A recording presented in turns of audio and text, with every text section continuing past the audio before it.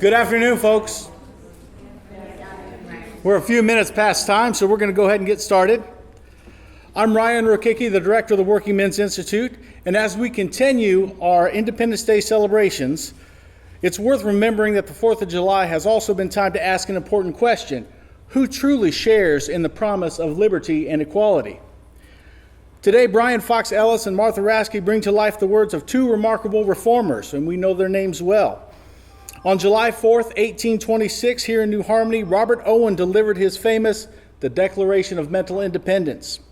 In it, the Welsh-born social reformer called on humanity to free itself from ignorance, superstition, social inequality, and arguing that education and cooperation, not inherited privilege, were the path to a better society. Then, just 2 years later, Frances Wright, Owen's colleague and one of America's earliest advocates of women's rights, universal education, and the abolition of slavery, delivered her own Independence Day address in New Harmony Hall. She challenged the nation to fulfill the promises of the Declaration of Independence, the extending of liberty, equality, and justice for everybody. Now, 2 centuries later, these speeches still invite us to reflect on what true independence requires. Please join me in welcoming Brian Fox Ellis as Robert Owen and Martha Raske as Frances Wright.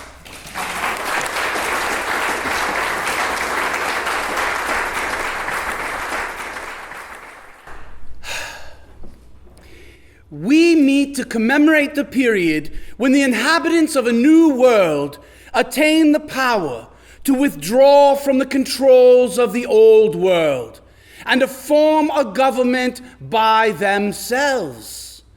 This event is likely to prove in its consequences as important as any which has occurred in the ancient or modern times. It has been the means of preparing a new era in the history of man, and of producing such a change in circumstances as will admit of the introduction of measures to change entirely the character and the condition of the human race. The revolution in America, sanctioned and secured by the Declaration of Independence in 1776, gave to the people advancing towards civilization the first opportunity of establishing a government which would, by degrees, permit them to acquire the greatest of blessings: mental liberty. Yes, my friends, the Declaration of Independence in 1776 prepared the way to secure you mental liberty, without which man never would become more than a mere localized being, with powers to render him more miserable and degraded than the animals which he's been taught to deem inferior to himself. It is true. The right of mental liberty is inherent in our nature. For while man exists in mental health, no human power can deprive him of it. But until the Revolution of 1776, no people had acquired the political power to permit them to use that right when their minds should be so far freed from early imbibed prejudices as to allow them to derive benefit from its practice. No nation, except this nation, even yet possesses the political power to enable the people to use the right of mental freedom. This right, this invaluable right, you now enjoy by the Constitution obtained for you by Washington, Franklin, Adams, and other worthies associated with them. Still, however, these men, whose minds were in advance of the age in which they lived, were yet encircled by the prejudices which they and their fathers brought from Europe, and which had descended to the inhabitants of those regions through many ages of despotism, superstition, and ignorance. And although a few of these highly gifted men of the Revolution saw a stronger and clearer light in the distance, as they supposed, of some ages before them. They were too conscious of the extent of the old errors around them to attempt more than to secure the means in the constitution which they formed, by which their successors might work their way to the superior distant light and gain for ourselves the innumerable advantages which real mental liberty could bestow upon us. It is for you and you and you and you and your successors now to press forward with the utmost speed. My friends, it surely cannot be your wish that any good or great cause should be effected only by halves, and more especially when that which remains to be done is beyond all calculation the more important. There is a noble object before us, to be won by some party or another in this or some other country. It is no less than the destruction of the threefold causes which deprive man of mental liberty, which compel him to commit crimes and to suffer all the miseries which crime can inflict. Could we but gain this object, soon would rational intelligence, real virtue, and substantial happiness be permanently established among men. Ignorance, poverty, dependence, and vice would be forever banished from the earth.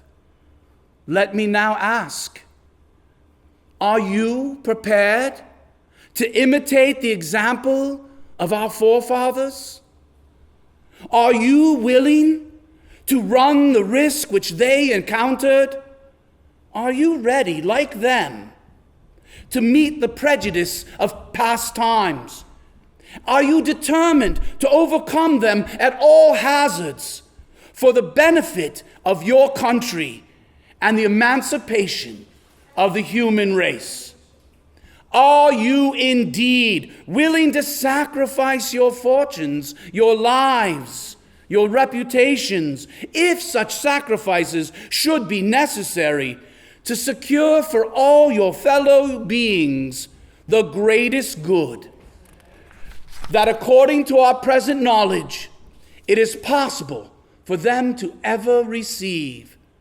Are you prepared to achieve a mental revolution as superior in benefit and importance to the first revolution, as the mental powers of man exceed his physical powers? Upon an experience then of nearly 40 years, which owing to a very peculiar combination of circumstances, has been more varied, extended, and singular than perhaps has ever fallen to the lot of any one man, and during which period my mind was constantly occupied in tracing the cause of each human misery. The cause of each human misery that came before me, tracing its cause to its origin. I now declare to you and to the world that man, up to this hour, has been in all parts of the earth a slave to a trinity of the most monstrous evils that could be combined to inflict mental and physical evil upon the entire race. I refer to private or individual property, absurd and irrational systems of religion, and marriage founded on individual property, combined with some one of these irrational systems of marriage. The revolution, then, to be now effected is the destruction of this hydra of evils, in order that many may be no longer poor, wretched beings, dependent on the wealthy and powerful few, that man may no longer be a superstitious idiot, continually dying from the futile fear of death, that he may no longer unite himself to the other sex from any mercenary or superstitious motives, nor promise and pretend to do that which it depends not on himself to do.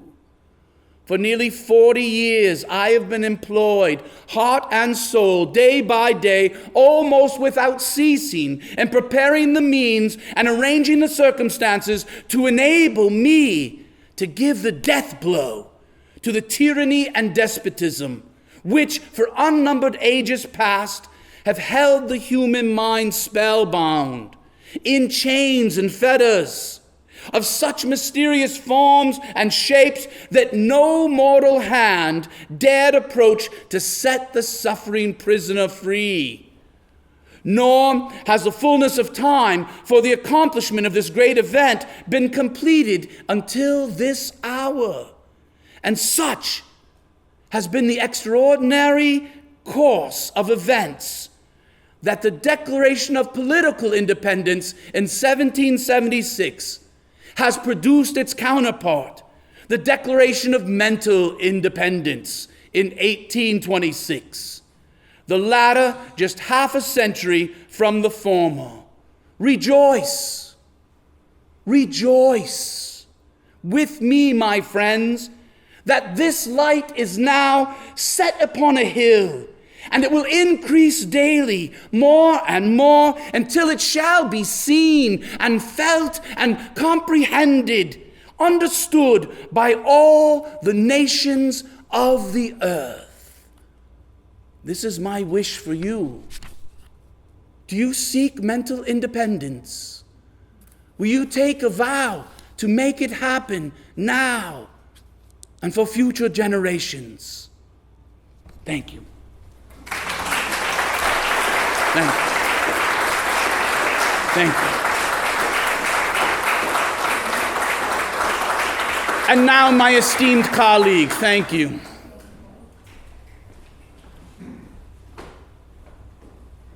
And we will happily take questions after, so save them if one arose.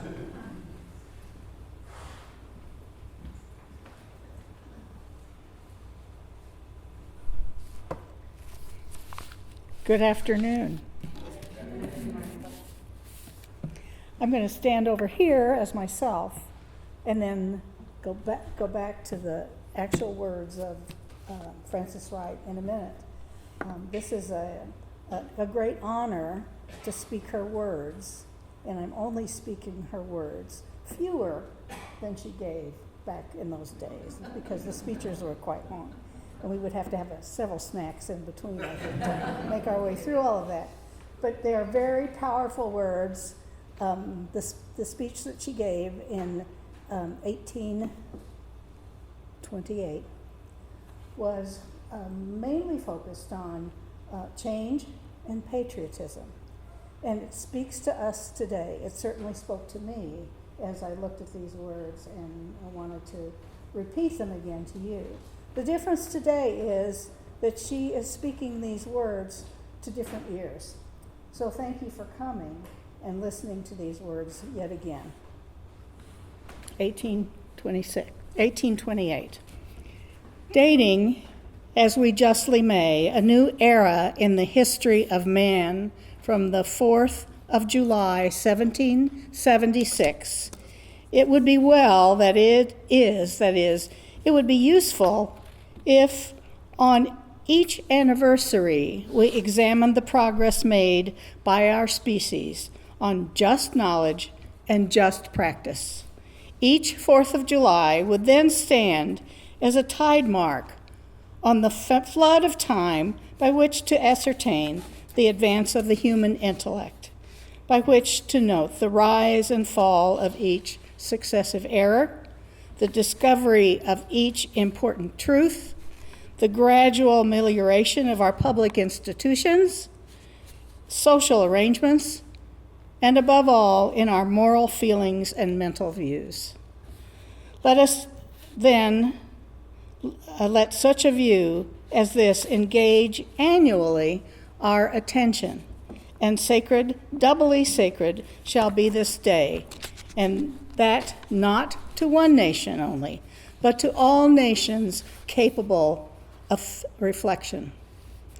But there is another and a better reason than these. There is in the institutions of this country one principle which has had they no other excellence would secure to them the preference over those of all other countries. I mean, and some devout patriots will start, I mean the principle of change.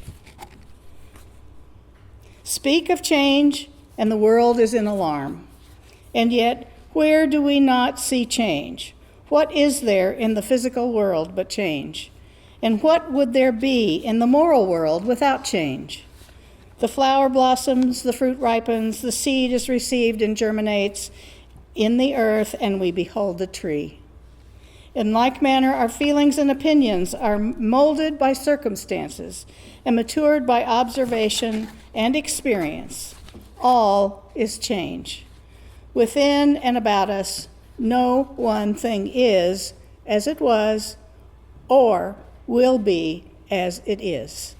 Strange, then, that we should start at a word used to signify a thing so familiar. Stranger yet, that we should fail to appreciate a principle which, inherent in all matters, is no less inherent in ourselves, and which, as it has tracked our mental progress heretofore, so will it track our progress through time to come.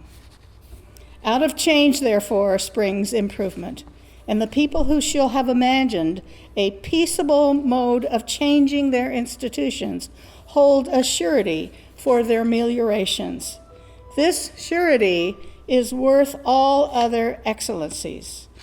Better were the prospects of a people under the influence of the worst government who should hold the power of changing it than those of a people under the best who would hold no such power. Here, then, is the great beauty of American government. The simple machinery of representation carried through all its parts gives facility for its being molded at will to fit with the knowledge of the age. If imperfect in any of its parts, it bears within it a perfect principle, the principle of improvement. And let us observe that this principle is all that we can ever know of perfection. Knowledge and all of the blessings which spring out of knowledge can never be more than progressive, and whatsoever sets open the door does all for us, does everything. All but the door, let it be open, and be fixed open for improvement, to hold on her unimpeded courses and vices, however flagrant are but the evils of an hour. Once we launch the animal man on the road of inquiry, and he must hold a forward career. He may be times checked. He may seem occasionally to retrograde, but his retreat is only that of the receding wave in the inning tide. His master movement is always in advance. To hold him still, he must be changed. Snap the chains, and he springs forward. All the liberty, therefore, that we yet lack will gradually spring up. There where our bondage is, in our minds. To be free, we have but to see our chains. Are we disappointed? Are we sometimes angry because the crowd or any part of the crowd around us bows submissively to mischievous usages or unjust laws? Let us remember that they do so in ignorance of their mischief and injustice, and that when they see these, as in the course of man's progressive state, they must see them, these and other evils will be corrected. Inappreciable as this advantage that we hold, unfortunately, above all nations, the great national and political revolution of '76 set the seal to the liberties of North America, and but for one evil, and that is of immense magnitude, which the constitutional provision we have been considering does not fairly reach. I allude to Negro slavery and the degradation of our colored citizens. We could foresee for the whole of this magnificent country a certain future of uniform and peaceful improvement, while other nations have still to win reform at the sword's point. We have only to will it. While in Europe men have still to fight, we have only to learn. We have only peacefully to collect knowledge and to frame our institutions and actions in accordance with it. It is true that we have much knowledge to collect and consequently much to amend in our opinions and our practice. The very nature of the national institution is frequently mistaken and devotion exhibited for them as frequently based on a wrong principle. Here, as in other countries, we hear of patriotism, that is, of love of country in an exclusive sense, of love of our countrymen in contradistinction to the love of our fellow creatures, of love of the Constitution instead of love or appreciation upon those principles upon which the Constitution is or ought to be based, and upon which, if it should be found not to be based, it would merit no attachment at all. What then is patriotism, of which we hear so much and understand so little? If it mean only a proper attention to our own interests and the interests of the people with whom we stand connected and of the government instituted for our protection, it is a rational sentiment and one appertaining to our organization. It is one, in short, with the love of self and the principle of self-defense and of self-preservation. Again, are we to understand by it an attachment to the soil we tread because we tread it, to the language we speak because we speak it, to the government that rules us merely because it rules us? It means nothing or it means nonsense. Again, are we to understand by patriotism a preference for the interests of our own nation under all circumstances, even to the sacrifice of those of other nations? It is a vice. In continental Europe of late years, the words patriotism and patriot have been used in a more enlarged sense than it is usual here to attribute to them, or than is attached to those in Great Britain. Since the political struggles of France, Italy, Spain, and Greece, the word patriotism has been employed throughout continental Europe to express a love of the public good, a preference for the interests of the many to those of the few, a desire for the emancipation of the human race from the thrall of despotism, religious and civil. In short, patriotism there is used rather to express the interest felt in the human race in general than that felt of any country or inhabitants of a country in particular. And patriot, in like manner, is employed to signify a lover of human liberty and human improvement, rather than a mere lover of the country in which he lives or the tribe to which he belongs. Use this sense of patriotism, it is a virtue, and a patriot is a virtuous man. With such an interpretation, a patriot is a useful member of society, capable of enlarging all minds and bettering all hearts with which he comes in contact. A useful member of the human family, capable of establishing fundamental principles and of merging his own interests with those of his associates and those of his nation in the interest of the human race. Laurels and statues are vain things, and mischievous as they are childish, but could we imagine them of use on such a patriot alone would they be with any reason bestowed? Is there a thought can fill the human mind more pure, more vast, more generous, more refined than that which guides the enlightened patriot's toil. Not he, those whose view is bounded by his soil. Not he, whose narrow heart can only shrine the land, the people that he calleth mine. Not he, who to set up the land on high will make whole nations bleed, whole nations die. Not he, who calling the lands rights his pride, trampleth the rights of all the earth beside. No, he it is, the just, the generous soul, who owneth brotherhood with either pole, stretches from realm to realm his spacious mind, and guards the weal of all of humankind, holds freedom banners o'er the earth unfurled, and stands the guardian patriot of a world. If such a patriotism as we have last considered should seem likely to obtain in any country, it should certainly be in this, which is truly the home of all nations, and in the veins of those citizens flows the blood of every people on the globe. Patriotism, in the exclusive meaning, is surely not made for America. Mischievous everywhere it were here, both mischievous and absurd. That very origin of the people is opposed to it. The institutions in their principle militate against it. The day we are celebrating protests against it. It is for Americans, more especially, to nourish a nobler sentiment, one more consistent with their origin and more conducive to their future improvement.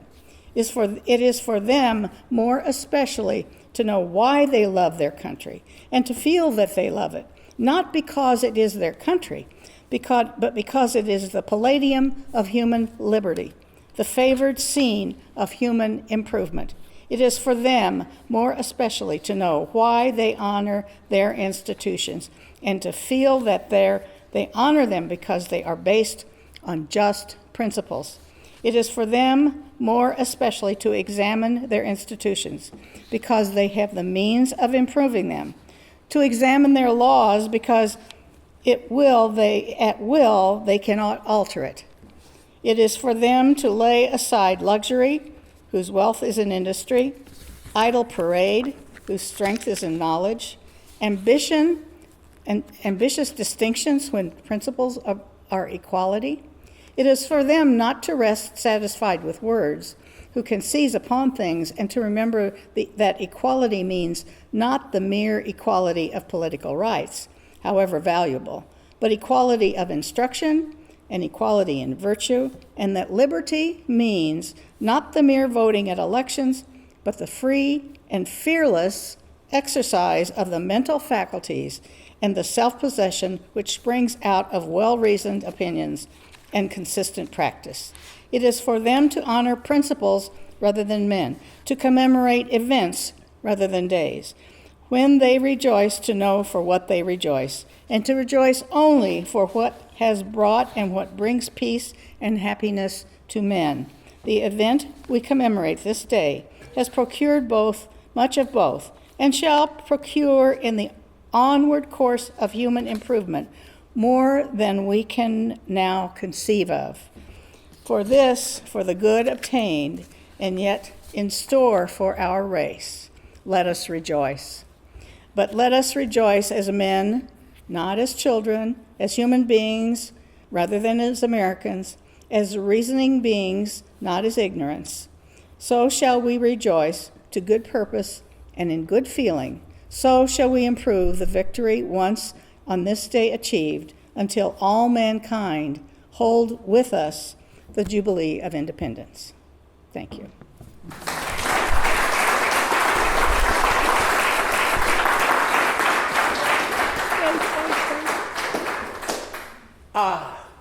I love that near the end it read almost like a poem with Yes. internal rhyme. That was Yes, really sweet. I know, I couldn't leave that out. Before we take any questions, there's a lot to chew on, a lot of big ideas. So take just a moment, turn to your partner, whoever you came with. If you came by yourself, make a new friend. Take just a moment. What did you hear? What do you think? Discuss among yourselves. Turn to your neighbor and talk about it. What do you think, Sonny?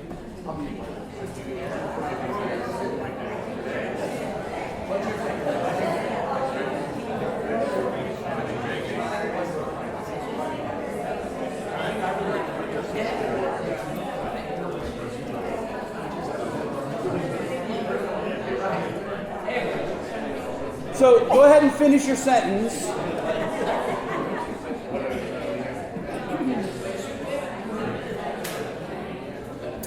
And then finish your sentence. Go ahead. I don't want to cut you off.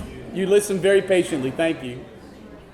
And then we'll take questions. As you heard in the beginning, my real name's Brian Fox Ellis, so you can ask questions about Robert Owen, about the speech, or about Miss Wright and or Martha Raske. Martha Raske. So Maybe. questions about the content, about the ideas. Yes? I have always been interested in Robert Owen's wife. And were there any letters or things you have discovered of Robert Owen's relationship with his wife after he came back and settled in London? So, a couple of things to consider. His wife was actually the daughter of a minister who was, relatively wealthy, and Robert bought Lanark from him. They moved there. I believe they had a very happy marriage. They had several children. But she obviously did not come to New Harmony, and she didn't live that long. So when he went back, he was a widower, and there was no relationship, is the short answer. Do you know what year she died? I don't know exactly. And there really isn't a whole lot said about her. I mean, I know more about her dad than I do about her. Well, his abhorrence of marriage. I just wonder whether that was for other people. Well, so I will not agree that it was an abhorrence of marriage in general. If you read the speech, as I have a dozen times the past week, the thing that really struck me was it was women as property rather than women with equal rights. Yeah. And it was marriage tied to religious superstition instead of a partnership. So not completely against marriage, but about rethinking those relationships. That's my interpretation. And I see at least one woman agrees vociferously. I agree with you, but I find it interesting that he didn't go into a little more in depth about what he meant by that. Because to me, the speech, he keeps building up, and then he gets to, here's the big three. Right. He mentions them, but there's not a whole lot of talk then about why or, for example, no personal property. I mean, he didn't go into any depth of why he thought that. He just named it. And when he mentioned the marriage thing, he subtly said property but he didn't go into a whole lot. He didn't elaborate much, and that's what got him in trouble. Yeah. People said, well, he's anti-marriage. Well, he really wasn't, but he kind of... Right. I agree with you there. And going back, so he did work on a memoir later in life, and it's available online for free. And actually, a lot of my performance that I did here for Heritage Days this spring were big chunks of quotes from that. And he does go into a little more detail there, in that he was a saddle maker's son who eventually was one of the most wealthy industrialists. And his partners were often moneyed men. And he had clear issues about personal property and wealth. Who said that in the introduction? Inherited wealth. That was the problem. And so in his industry, in Lanark, in New Lanark, he did incredible things for the working people, including moving the minimum age up from 3 and 4 year olds to, okay, you have to at least be 8. And then you have to at least be 10. And then gradually you at least have to be 12 before you can work in my factory. What are we going to do with all those kids? We're going to provide free education for them. And then he took the work day from however many hours you could stand and work to, okay, we're only going to work 60 hours a week, and then 50, and eventually 40. And so getting to your point of property, I think he saw the sin of absurd wealth. Isn't that an issue we're dealing with today? That workers used to make 1/20th of the executive, and now it's 1/100th. In our lifetime, that started to go down, and now it just shot right back up. And back to marriage, again, I don't have a lot of personal letters. I also play John Adams. I love the letters of John and Abigail. I love Abigail almost as much as I love my wife. And I've told her that. I also play Hoover, and Lou Henry is a stellar human being. But there's not those same level of letters. You know, he didn't travel as much, so he didn't write letters home. And I don't think I've ever seen a letter or anything in her hand, to come to think of it, to know her opinion, to get real specific to your question. So, you know, that's a circle around to say, we're not exactly sure.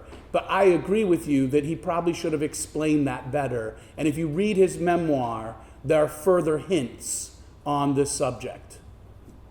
Yes? Maybe you could answer this, or Mr. Owen can. Our lieutenant governor put his foot in his mouth this week. I don't know if some of you saw a post where he made a nice critique. It was a post from Students for Liberty talking about how wrong your experiment, Mr. Owen, was. And he said, Hoosiers know why socialism doesn't work. A wealthy Hoosier tried it in New Harmony, Indiana, just 9 years after Indiana became a state. 2 years later, everything fell apart. This is our lieutenant governor. Know your history. It will help us not make the same stupid mistakes again. Hashtag, and that's what we use in Twitter land, socialism sucks.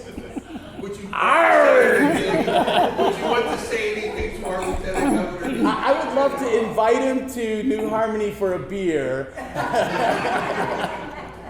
and have a lengthy conversation. So in my regular performances, Owen, I address the question, did we fail? Look at New Harmony today. Look at New Harmony today. First kindergarten, preschool, adult education, lifelong learners, the first state geologist, healthcare, affordable housing, all these things that are being labeled, and actually Truman said this. Anytime they don't like what we're doing, they call us socialist or communist. Correct. And this is a much longer debate, but I think Owen would... Lieutenant governor for a beer, yes. Yeah. He needs to go to school. Yes. And we need to educate our populace. So, yes. We go back to Frances Wright, because some of those same people would have us go back to the day when a woman wouldn't dare to stand and give that speech. I think it's hard nowadays to imagine how radical it was that she spoke at all. Yes, exactly. Gathering. Exactly. And I'd love to go on and on about that. Yes. And it also struck me the beauty of the language. Yes. Things like talking about the retreat of a just man Yes. being like a receding wave in the face of the incoming tide. Yes, she put a lot of her heart into her talks, her speeches, and I read about the traveling that they did, and that she gave a lot of public addresses. I can't do her justice because she was much taller than I am, so her mere physical presence was something that people wanted to see, and then to hear her with these kinds of words in a time when there were no papers that went all over with this kind of information, and they established papers later on to make sure these words were saved. But she was, it was a remarkable thing that she had the strength of character to take the onslaught of, yes, of communism, of not being married, of her interaction with men, which was blown out of into notorious because they didn't want a single woman to be out having conversations and interactions with men. They wanted them to be quiet and to be behind the scenes somewhere. And that was infuriating to others. And she took a lot of that on herself and suffered from it, but continued to speak and continued to talk about how important it is to keep speaking and to keep up the, we might call it resistance, but to keep up the voice of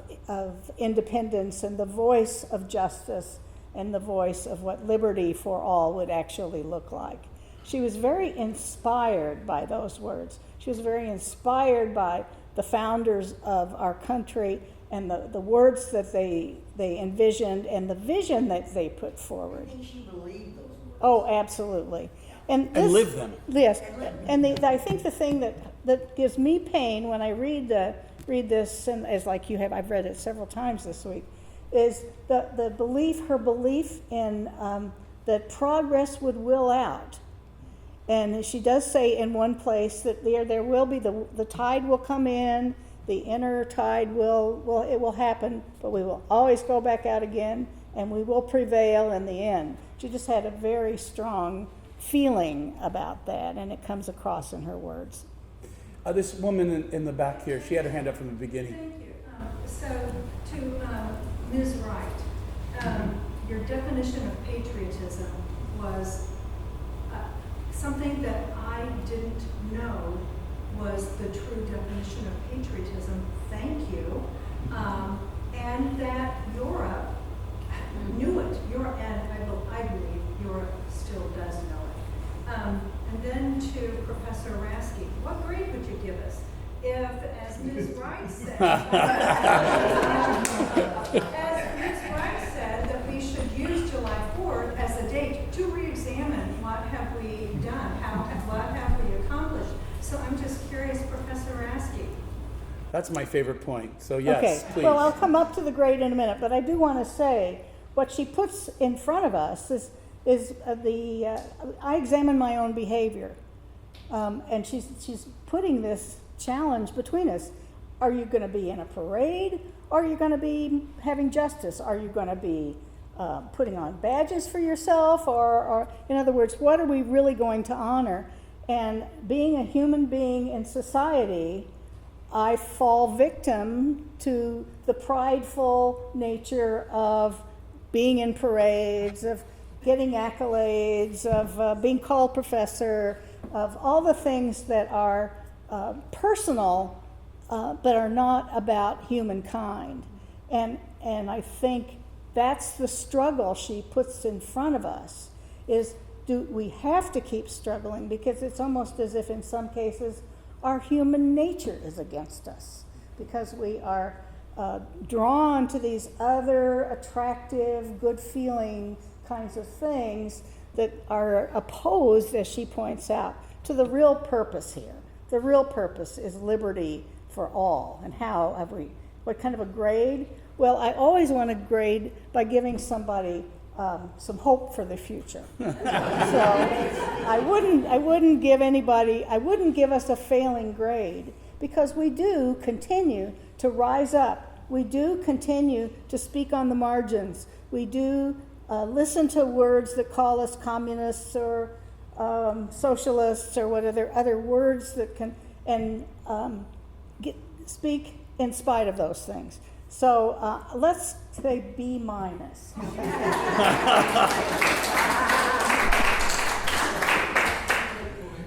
Yes, ma'am. I was just wondering, where else did she go, like besides New Harmony? Where did she end up? Where did she marry? Well, she was in Cincinnati. Cincinnati? Well, she went back to Europe. Okay. She married a teacher. Yeah, here, and because she was pregnant, and I think that was perhaps an unexpected event, but it happened, and so they married eventually and went back to, I believe, France, if I'm not mistaken, and that's where the final chapter of taking her money away from her occurred. And so she came back to the United States to lecture again, because she'd been up and down, which was a common experience in those days. The lecture series was up and down the Ohio River, because there were towns all along the way that wanted to hear the new ideas and so forth. So she had been on that lecture circuit before. Robert Owen had been on that lecture circuit. So she came back hoping that she could get some funds together. She was renounced by her family, by her children, So all the things that would hold somebody as she was getting older in place had fallen away from her. So I believe she had a fall in the boarding house in which she was living at the time, or she was there doing her work, and did not recover, and eventually died in Cincinnati. She's buried there too. I think Jan, you've been to her. I have not been to Cincinnati, I've been to Neshoba. Okay, but you didn't, has anybody seen her gravesite? No, I haven't either. I wish you all. I have a picture of it. Pilgrimage. We'll meet you there next July 4th. And Yeah. Yes. So, Frances, the rumor mill said you were pretty darn close to General Lafayette. How close? Well, that was what I was alluding to before. I think a person, and one of the things that she did when she came to this country, she came with what was very common in that, the first time she came to this country, was very common in that time, she came with letters of introduction. And so she had a letter of introduction to meet the founding fathers, Lafayette, any other notables.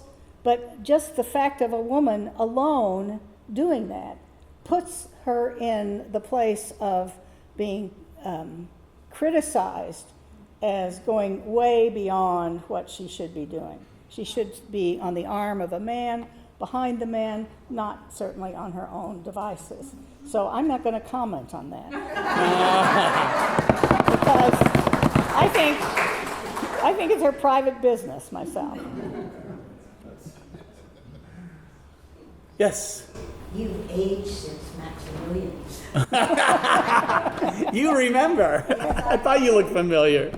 Yes, thank you for that. That was a great run. Actually, I still do Maximilian a couple times a year.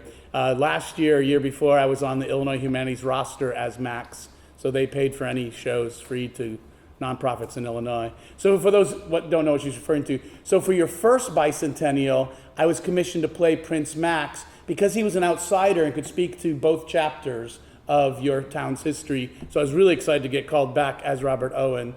And I've also, as some of you have pointed out, I've been John James Audubon in this room. And today we had a conversation, I can connect Charles Darwin to Robert Owen, not 6, but 2 degrees of separation. And I'd love to come back as Darwin sometime. Or Prince Max again. I mean, I love this town. And I lived in a utopia for the past 15 years, Bishop Hill, Illinois. So when we hosted the International Utopian Studies Conference, I was really thrilled to have a couple of esteemed guests from New Harmony stay at my bed and breakfast. That was a really fun weekend too. So, and we recreated the Bishop Hill beer from an 1846 recipe, and that was the best part of the conference. Thank you. Some closing words. Thank you. Thank you.